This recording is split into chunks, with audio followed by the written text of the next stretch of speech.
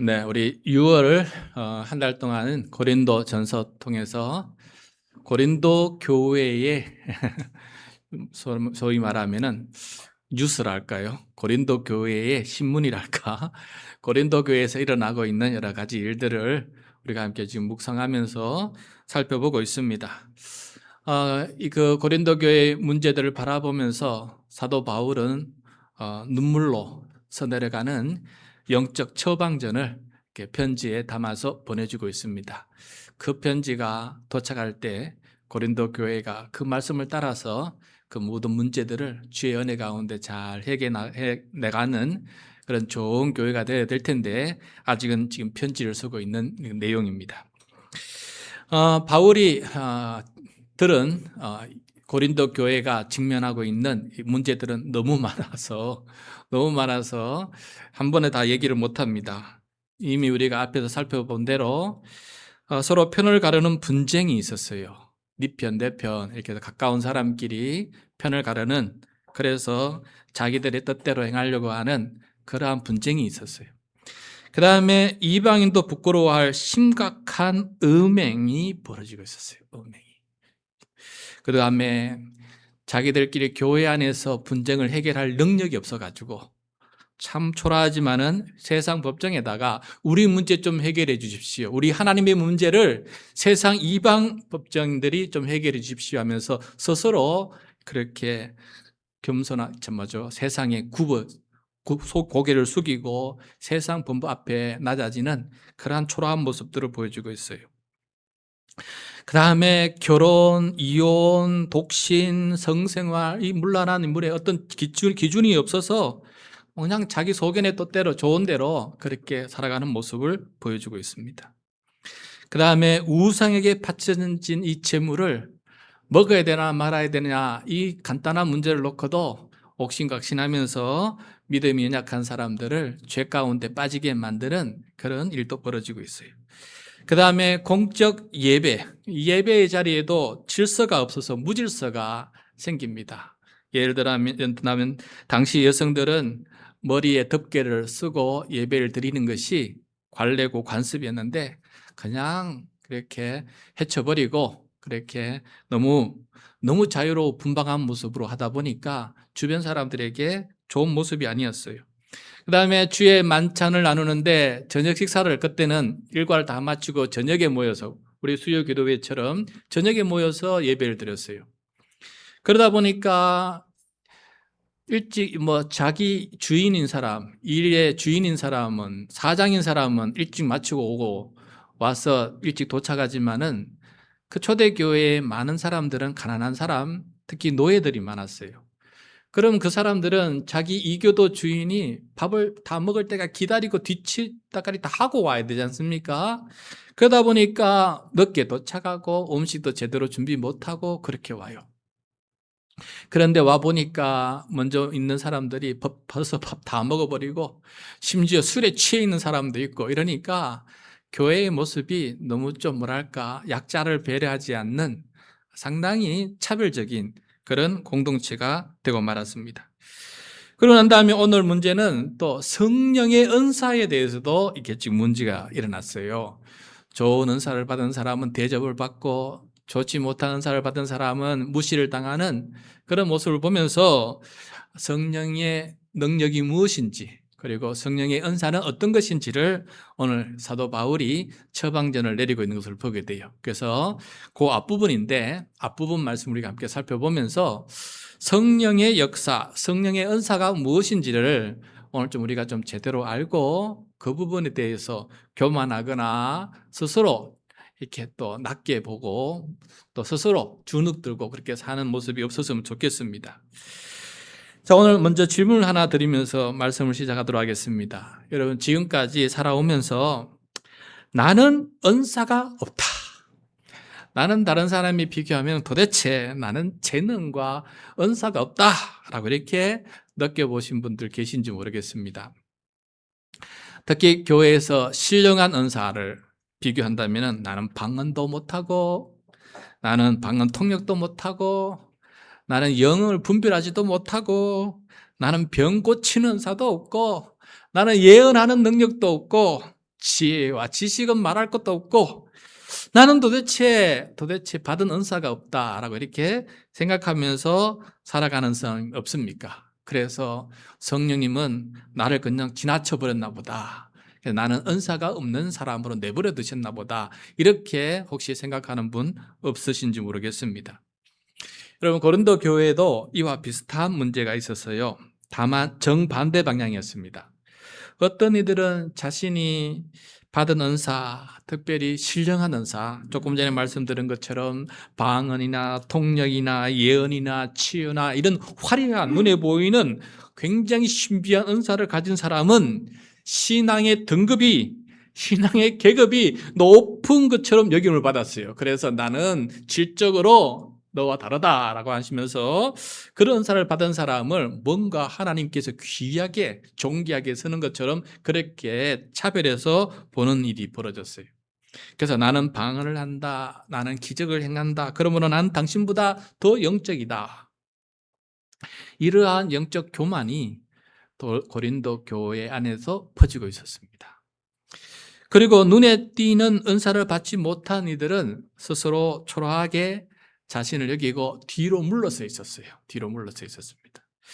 오늘 바울은 이 두 가지 오해를 바로 잡으면서 말씀을 시작하고 있어요. 성령의 가장 위대한 역사가 과연 무엇인지를 좀 제대로 알았으면 좋겠다. 첫 번째. 두 번째, 모든 성령의 은사는 도대체 무엇을 위해서 누가 주시는 것인지를 좀 제대로 깨달았으면 좋겠다라는 것을 지금 말씀해 주고 있습니다. 그래서 오늘 이 말씀을 통해서 성령의 역사와 성령의 은사에 대해서 올바른 이해를 깨달을 수 있는 그런 좋은 시간 되었으면 좋겠습니다. 바울은 먼저 성령을 받기 전 고린도 성도들의 모습은 원래 어떠했는지를 이야기해 줘요. 2절 말씀입니다. 2절 말씀 시작. 알다시피 여러분이 이방 사람일 때에는 여러분은 이리저리 끄는 대로 말 못하는 우상에게로 끌려다녔습니다. 자, 이리저리 끄는 대로 끌려다녔다. 이 표현이 가슴에 박힙니다. 자기 의지로 선택한 것 같았지만은 사실은 보이지 않는 힘에 질질 끌려다니는 것이었다라는 거예요. 여러분, 당시 헬라의 그 이교 신전에서는 어떤 식의 예배를 드렸냐면은 강렬한 음악과 춤을 동반하는 감정적인 자극이 많은 그러한 예배를 드렸어요. 성적으로 굉장히 타락한 그런 예배였습니다. 그리고 신비한 황홀경에 빠지다 보니까 이성을 잃어버리고 의지를 잃어버리고 그냥 알 수 없는, 통제할 수 없는 그 흐름과 영적인 영향 속에서 맹목적으로 끌려다니면서 그렇게 예배를 드리는 그러한 모습이 강했어요. 그런데 여러분은 이것이 꼭 2000년 전 이교들의 이야기만이 아니다라는 것을 한번 생각해 보았으면 좋겠습니다. 오늘날 우리도 수많은 것들에 의해서 조용히 끌려다니는 삶을 살 때가 참으로 많이 있습니다. 우리는 스스로 선택한다고 생각하지만은 알고 보면은 광고가 원하는 방향으로, 그 다음에 유행이 이끄는 방향대로 주변의 시선이 요구하는 방향을 따라서 어느새 나도 모르게 그 방향으로 끌려다니고 있는 내 모습을 볼 때가 얼마나 많이 있습니까?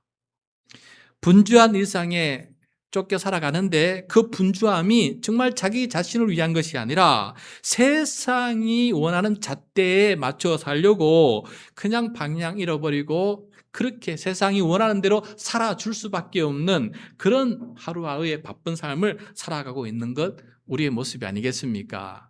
그러므로 우리도 똑같이 말 못하는 우상들에게 우리를 삶을 맡기고 이리저리 끌려다니는 삶을 살아갈 때가 얼마나 많은지 모릅니다.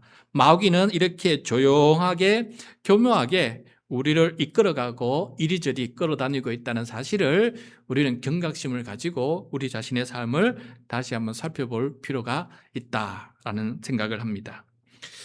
자, 그런데 그렇게 끌려다니던 삶의 전환점이 찾아오게 되었어요. 죄악의 삶을, 우상에 끌려다니는 그 죄악의 삶을 세상에 끌려다니는 그 죄악의 삶을 회개하고 예수 그리스도의 이름으로 세례를 받았더니 성령을 선물로 받게 됩니다. 성령을 선물로 받은 사람은 어떻게 달라지느냐? 3절입니다. 3절 함께 읽겠습니다. 그러므로 나는 여러분에게 알려드립니다. 하나님의 영으로 말하는 사람은 아무도 예수는 저주를 받아라 하고 말할 수 없고, 또 성령을 힘입지 않고서는 아무도 예수님은 주님이시다 하고 말할 수 없습니다. 자, 바울은 성령을 받았다는 증거로 방언을 내세우지 않습니다. 기적도 신비한 체험도 먼저 말하지 않습니다. 그 대신 이 한마디를 말합니다. 예수는 주님이시다 라는 말을 합니다. 이 고백이 왜 그토록 중요한가? 성령을 받은 사람에게 나오는 이 고백이 왜 이렇게 중요한가? 여기서 주님이시다라는 이 말은 헬라어로 퀴리오스인데요. 구약 성경에 나오는 하나님의 이름 여호와, 그 여호와를 번역한 게 바로 주님이에요. 그래서 신약 성경의 주님이라는 말은 구약 성경으로 따르면 여호와여라는 뜻이에요. 여호와여. 그러니까 예수는 여호와시다라는 고백입니다. 예수는 그저 한 훌륭한 스승이 아니라 하나님이시다. 하나님이시다. 육신을 입고 이 땅에 오신 하나님이시다라는 그러한 신앙 고백이 그게 담겨져 있어요. 그러므로 절대적인 신앙과 절대적인 순종이 필요한 대상이다. 그래서 주님이시다라는 것입니다. 여기서 주님이시다는 건 내 삶의 주인이라는 거예요. 내가 내 삶의 주인이 아니고 예수님이 내 삶의 주인이고, 그러므로 내 뜻대로 사는 것이 아니라 주님의 뜻대로 산다는 것이 바로 이 고백에 담겨져 있는 내용이에요. 그러니까 이거는 성령이 아니고는 고백할 수 없는 말이에요. 내 삶의 주인은 예수님입니다 아닌 고백은 성령님이 역사하지 않고는 할 수 없는 고백이에요. 당시 로마 제국은 황제 가이사를 주님이라고 부르게끔 강요를 했어요. 그리고 황제 숭배를 강요했습니다. 그래서 황제의 신상 앞에서 향을 피우면서 가이사는 주님이십니다라는 고백을 해야 돼요. 로마 시민 사람들은. 근데 이를 거부하는 자는 반역으로 몰려서 핍박과 환난을 받을 수밖에 없습니다. 그럼 2세기 초에 소아시아 서머나 교회, 요한계시록에 나오죠. 7개, 소아시아 7개 중에 하나는 서머나 교회. 그 서머나 교회의 감독이었던 폴리갑이라는 분이 계세요. 폴리갑. 당시 86세의 노인이었는데 로마 당국은 이 86세의 이 노인에게 말했습니다. 그리스도를 저주하십시오. 예수님을 저주하십시오. 그러면 살 수 있습니다. 라고 이렇게 얘기를 했습니다. 그 말을 들은 폴리갑은 조용히 이렇게 그들에게, 로마 당국자들에게 대답을 했습니다. 86년을 그분을 내가 섬겼는데 그분은 내게 한 번도 잘못하신 일이 없는데 내가 어찌 나를 구원하신 나의 왕을 모독할 수가 있겠습니까? 하면서 스스로 차라리 화형대에 올랐어요. 화형대. 그러므로 여러분, 예수님은 주님이시다. 이 고백은 당시 목숨을 걸어야 하는 선언이기도 했어요. 성령이 충만하지 않고는 도저히 할 수 없는 고백이 바로 예수님은 나의 주님이십니다 라고 하는 그런 고백이 바로 이 고백입니다. 그러므로 성령이 충만한 사람은 이제까지는 우상이 이끄는 대로, 황제가 이끄는 대로, 세상이 이끄는 대로 살아갔지만은 이제부터 누가 이끄는 대로? 예수 그리스도께서 이끌으신 대로 살아가는 삶, 목숨을 내놓고라도 살아가는 삶으로 바뀌었어요. 여러분, 이게 바로 성령의 역사를 가진, 성령을 내 안에 모신 사람의 가장 큰 특징이다라는 거예요. 은사는 둘째 문제입니다. 은사가 중요한 것이 아닙니다. 더 중요한 게 뭐냐? 신앙 고백이에요. 예수님은 나의 주님이십니다 라고 하는 이 고백이 성령님께서 내 가운데 역사하고 계신다, 내가 구원받은 사람이라고 하는 그런 가장 결정적인 증거가 무엇이냐? 내 마음 깊이 예수님은 나의 주님이십니다 라는 이 고백입니다. 이 고백은 2000년 전만의 이야기가 아니어야 합니다. 오늘 우리의 일상에서 예수님을 주님으로 고백하는 것, 쉽지 않지만은 성령이 충만하면 이 고백을 할 수가 있습니다. 예를 들어서 내 돈을 내가 어떻게 쓰든 상관 말라 라고 세상은 말하지만은 그 자리에서 내 것의 주인은 예수님이십니다. 그렇게 고백할 수 있는 사람이 성령의 충만함을 가진 사람이에요. 그 다음에 내 몸은 내 것입니다. 얼마 전에 얘기했죠. 내 몸은 내 것입니다. 그래서 내 마음대로 음행을 해도 상관없습니다. 내 몸을 내 마음대로 사용하겠다는 그런 세상 문화 앞에서도 내 몸의 주인은 주님이십니다. 그러므로 나는 거룩하게 살아야 됩니다. 라고 이렇게 고백하는 것. 이게 바로 성령의 충만함을 가진 사람입니다. 직장에서 모두가 부정한 방법을 당연하게 여길 때 내 삶의 주인은 주님이시기 때문에 나는 그렇게 할 수 없습니다. 라고 저항하는 것. 이것이 바로 성령의 충만한 삶을 살아가는 사람의 모습이다라는 것을 우리들에게 가르쳐주고 있습니다. 그러므로 여러분, 성령님께서 하시는 가장 위대하고 결정적인 역사는 바로 이런 고백입니다. 화려한 은사를 보여주는 것이 아니라 일상의 한가운데에서 예수님은 나의 주님이십니다라는 고백을 하면서 주님의 뜻대로 살아가는 삶을 살아가는 것, 이것이 바로 성령을 받은 사람, 구원을 받은 사람의 가장 확실한 증거다라는 것을 우리가 꼭 명심해야 된다라는 것을 지금 사도 바울이 말하고 있는 것입니다. 지금 예수님이 주님이 아니시기 때문에 온갖 문제들이 다 발생하고 있거든요.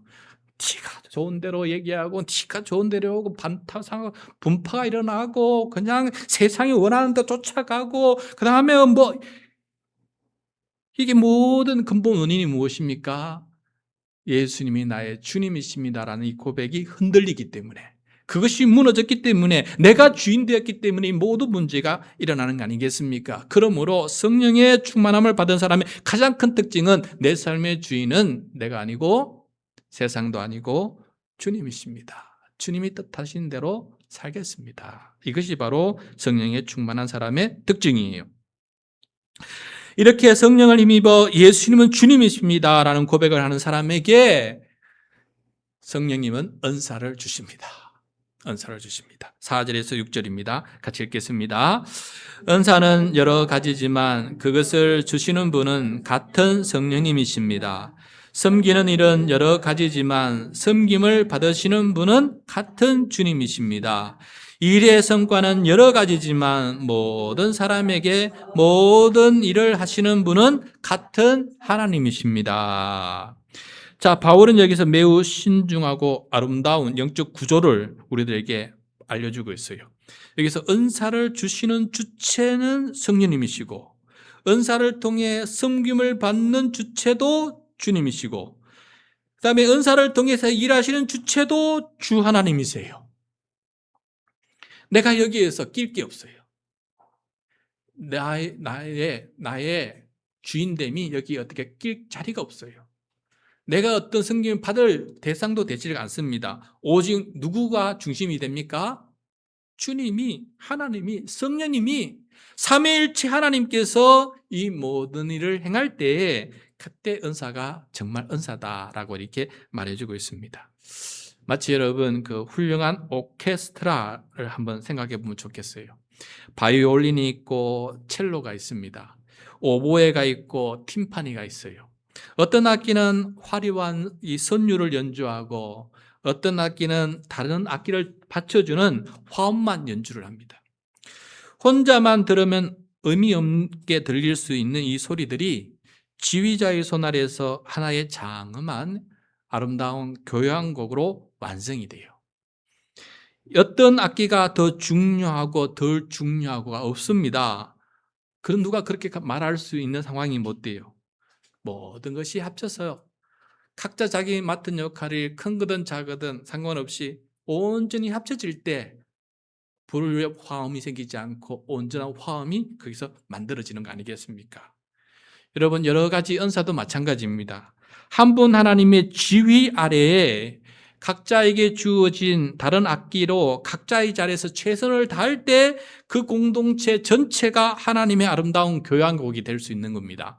그것처럼 은사가 여러 가지지만은 주님의 지휘 아래에서 차별 없이 분쟁 없이 모두가 화음을 만들어 나갈 때 그때 그 교회는 아름다운 주님의 평화를 만들어갈 수 있는 그런 공동체가 될 수 있는 것이다 라고 이렇게 말씀해 주고 있는 것이에요. 자, 이런 걸 알고 그 다음에 우리가 꼭 유념해야 될 것은 왜 은사를 주시느냐는 거예요. 왜 은사를 주시는 것이냐, 그 이유가 뭐냐, 이 부분에 대해서 사도 바울이 명확하게 가르쳐주고 있습니다. 7절이에요. 같이 읽겠습니다. 시작. 각 사람에게 성령을 나타내 주시는 것은 공동 이익을 위한 것입니다. 다시 한번 읽겠습니다. 시작. 각 사람에게 성령을 나타내 주시는 것은 공동 이익을 위한 것입니다. 은사에 대한 바울의 가장 핵심적인 원칙이 여기 드러나고 있어요. 은사는 나의 명예를 위해, 나의 영적인 자랑을 위해, 내 뜻을 이루기 위해서 주시는 게 아닙니다. 공동의 이익, 즉 우리 모두의 위해서, 다시 말해서 하나님의 몸된 교회 전체를 위해서 주시는 것이 바로 은사예요. 그러므로 이 은사가 공동의 이익에, 공동의 이익에 훼손을 끼치면은 그 은사를 지금 바르게 사용하지 못하는 것이에요. 어떤 교회에 있었던 이야기입니다. 20년 넘게 한 교회를 섬겨왔던 어떤 할머니 집사님이 계셨어요. 연로하셔서 이제 더 이상 이렇게 걸어서 교회에 나오지 못하시고 나중에는 차량으로 이렇게 나오셨는데 차량으로 나오지 못하는 상황이 벌어지게 되었어요. 근데 그때서야 목사님과 그 교회 성도님들이 비로소 알게 된 게 있습니다. 무엇을 알게 되었느냐? 그분이 그 오랜 세월 동안 20년 동안 매달 성찬 예식이 있을 때마다, 그 교회도 우리처럼 매달 성찬식이 있었어요. 매달 성찬식이 있을 때마다 아무도 모르게 이른 새벽에 나오셔가지고 성찬 가운, 성찬 덮개, 성찬 그 식탁 가리, 장갑을 정성스럽게 빨고 다려서 깨끗하게 준비해 두는 일을 하셨던 거예요. 이 화려하지도 않는 은사, 특별한 직분도 없이 그저 그 한 가지만 섬겼는데 20년 동안 묵묵히 하다 보니 아무도 그걸 몰랐던 거예요. 그런데 그분이 나오지 못하시니까 그제서야 이게 이제 누군가가 했구나, 누가 했구나 하는 것을 알게 된 것입니다. 그래서 목사님은 성도들 앞에서 이렇게 말씀하셨다고 합니다.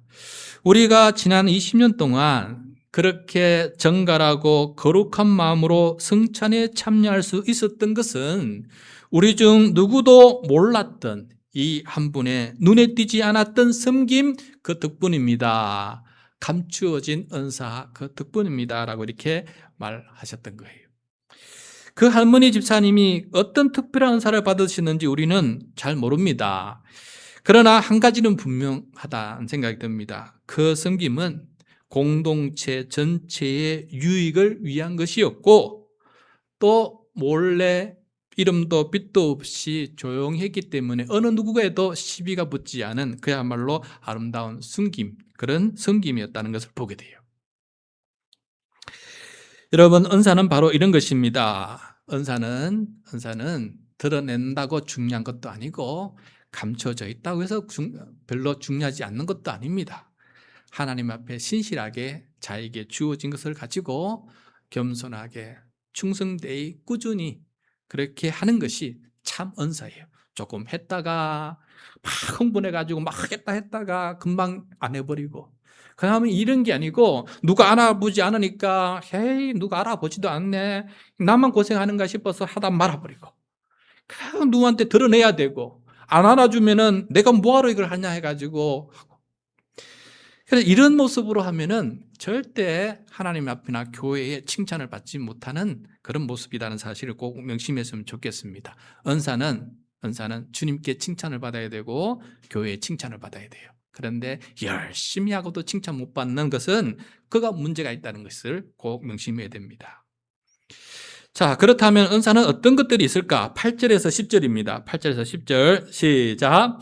어떤 사람에게는 성령을 통하여 지혜의 말씀을 주시고 어떤 사람에게는 같은 성령을 따라 지식의 말씀을 주십니다.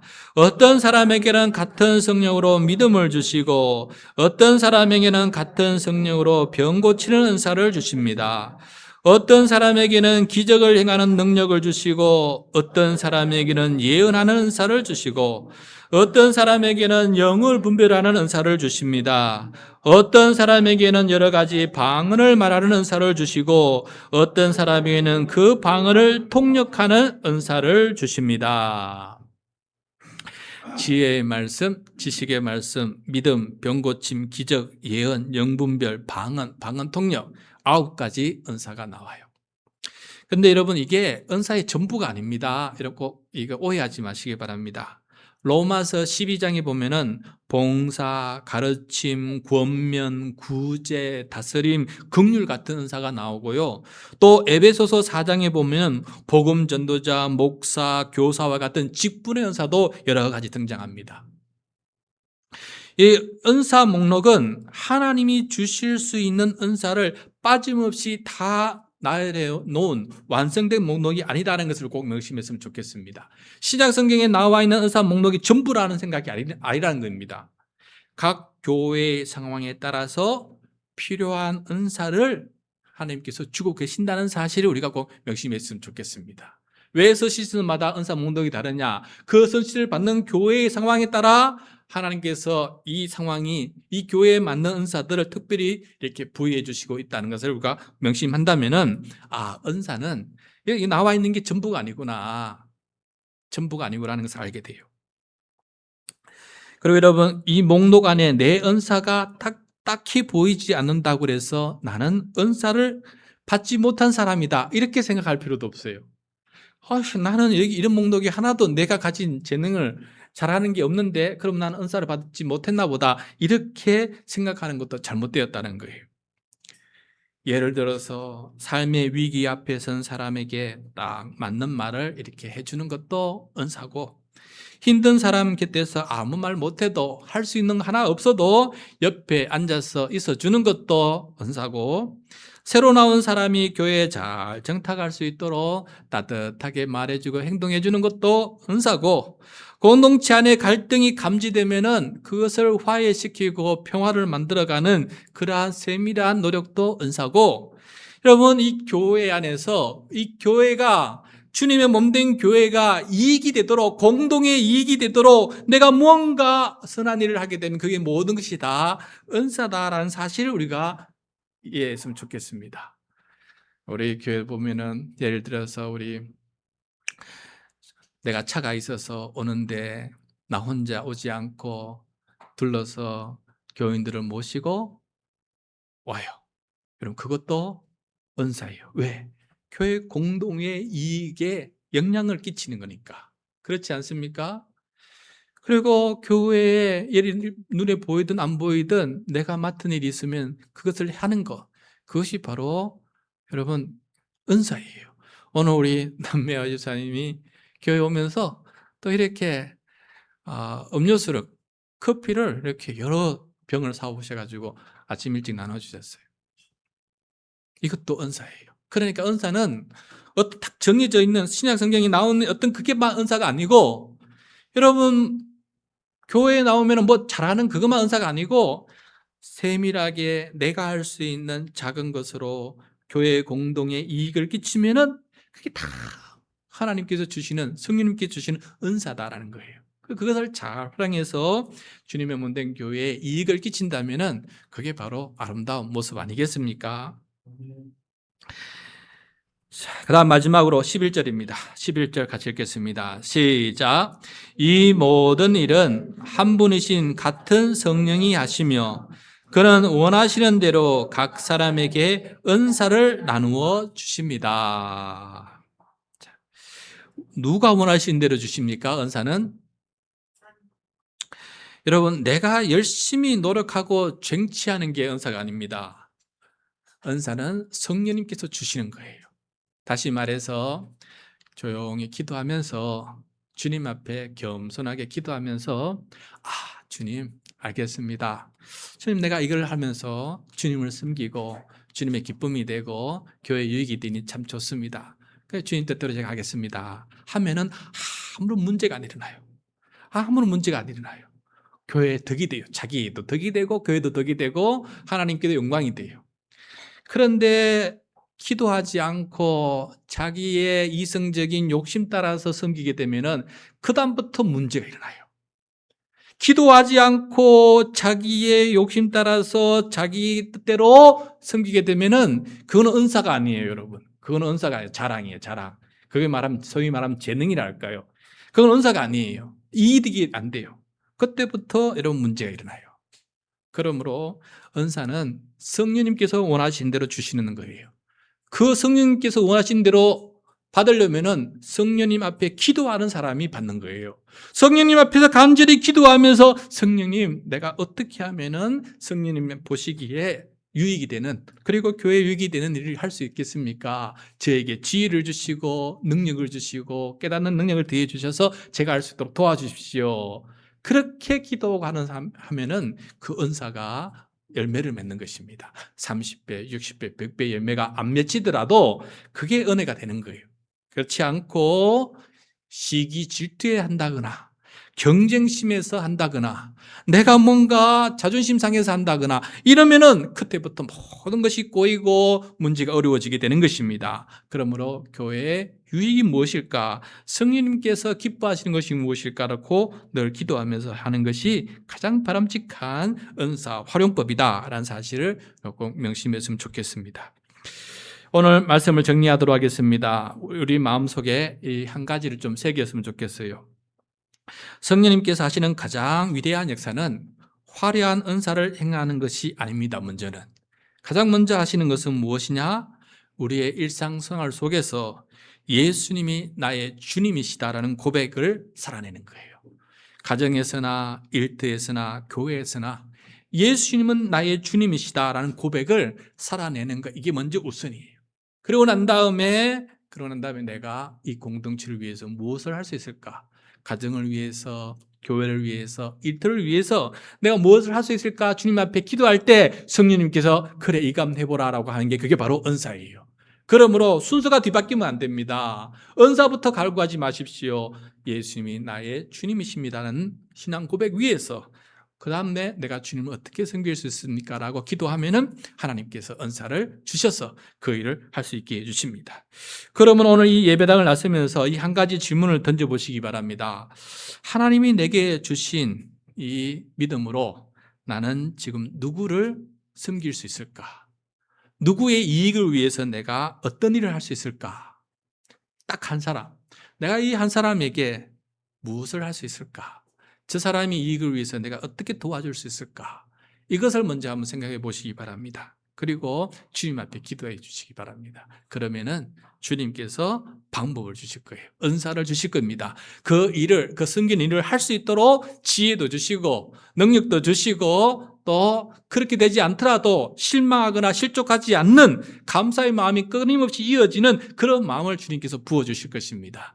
그렇게 하여서 성령의 역사와 성령의 은사가 우리의 삶 속에 경험되고 체험되고 그래서 주변 사람들에게 유익이 되는 우리 모두의 삶이 될 수 있기를 간절히 축복합니다.